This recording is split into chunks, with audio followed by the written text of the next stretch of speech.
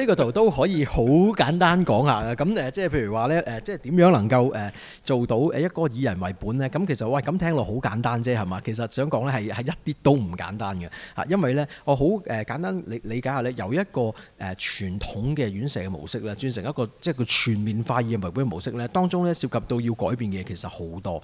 第一樣嘢我諗我好簡單試下講下，就係一個所謂嘅 prerequisite 啦，即係個嘅前設有啲咩前設先啦，即係要上層要好支持啦，前線嘅員工嗰啲嘅技巧啦，其實好唔同。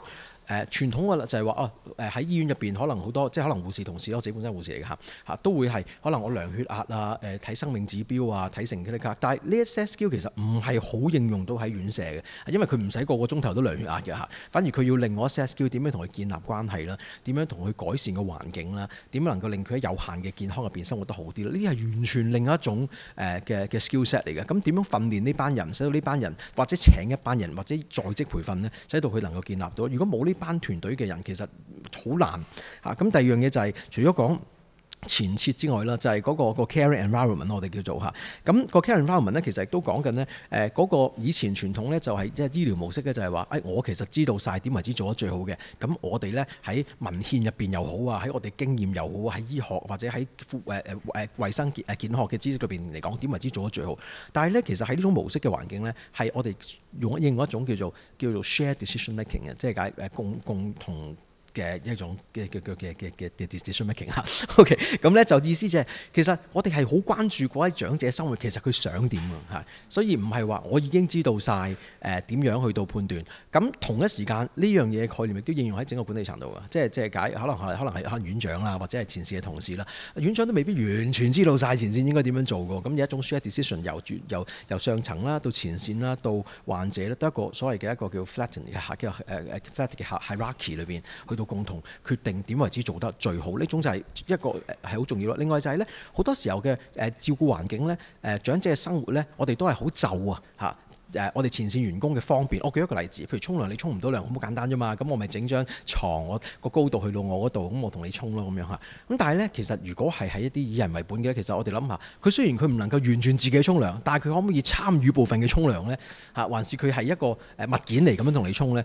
咁樣喺嗰個洗手間或者個浴室個設計可以係好唔同㗎嚇，因為佢可以接觸到水啊，佢可以有參與。咁呢啲環境嘅設計咧，其實都係整間院舍要考慮喺個以人為本嘅一種模式啦。咁最後就係可能嗰個即係所謂個叫 caring process 啦嚇。個 caring process 咧，我哋都唔係去到睇一啲硬性嘅指標，譬如佢健康咗，譬如你血壓，你睇下你咁辛苦咁慘唔緊要啊，我話俾你聽，你血壓已經低翻啦咁樣講。其實佢哋要嘅唔係呢啲嘢嚇，而係一個 holistic 嘅一個 outcomes， 即係解佢整體，唔係淨係睇重一個指標兩個指標，而係整體。咁所以呢一啲都係以人為本所產生出嚟照顧模式。嗱，我強調呢啲未必能夠令到佢嘅健康指標好有效提升好多，但係整體我哋睇 outcome 啫，其實睇唔過。不過我諗好細嘅字，可能睇得唔係幾好。就係院舍嘅文化啦，佢自己嘅滿足感啦，同埋佢整體嘅 well-being 咧，呢啲模式咧對佢嚟講係會比較好啲。咁我停一停喺度。哇！你好大嘅 topic 都喺度，用咗好簡短嘅就已經係即係同大家分享咗。一陣再請你再深入啲再講。咁啊，Eva 就問你啦。咁咧就頭先Rick 都講咗即係一個咁詳細嘅一個以人為本嘅流程啦。咁其實喺你哋嘅院舍入邊係通常係點做嘅咧？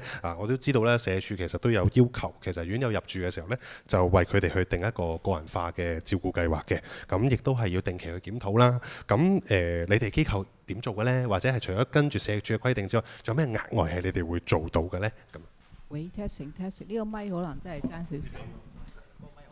夠。好，大家好。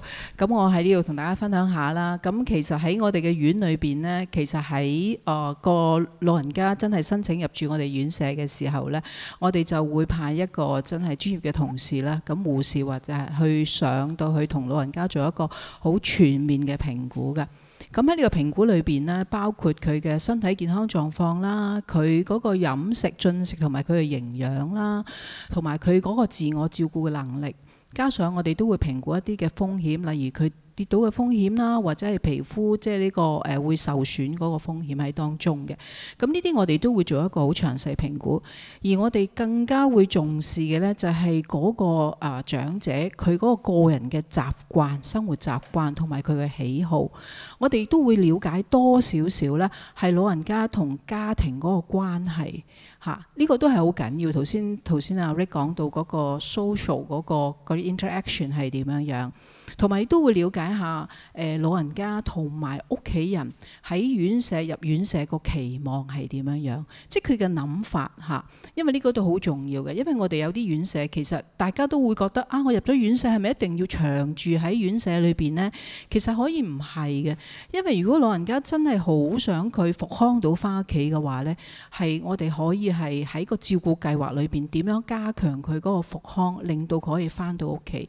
以靈實護平養院為例呢，我哋能夠復康到返屋企嘅老人家，你有30幾個%嘅嚇，咁有好多係即係個身體狀況好咗，佢仍然選擇留喺院舍都會有。咁我哋頭先我哋講啦，阿 Jeffrey 都講，咁我哋咧就根據好多呢啲咁嘅資料，我哋特定一個個人嘅照顧計劃，真係好睇個老人家嘅需要。我講下一啲特別嘅例子啦。咁例如咧就係我哋啲老人家咧，佢頭先講咧，院舍有院舍嘅生活模式、照顧模式，好似都要好規律咁樣樣。咁但係人唔會個個人都一樣噶嘛，係嘛？坐咗咁多位，大家起身嘅時間都唔一樣。咁所以我哋會因應個老人家，有啲老人家真係話我要9點鐘先起身喎，OK 喎，咁啊9點鐘起身先至食早餐。甚至乎有個老人家呢，佢一路咁多年嘅習慣呢，佢起身佢要飲杯咖啡，食件麵包。咁我哋都可以做嘅，因為呢個係佢咁多年嘅生活習慣。咁真係可以沖杯咖啡俾佢飲，即係有麵包俾，即係俾塊麵包、茶果、jam、牛油，即係呢個睇個老人家嘅需要。如果呢樣嘢對老人家係好重要嘅話呢，即係佢嘅習慣，因為佢咁多年嘅習慣，唔可能入咗院舍去改變佢嘅習慣。咁另外頭先亦都提到呢，就係話佢嗰個照顧呢。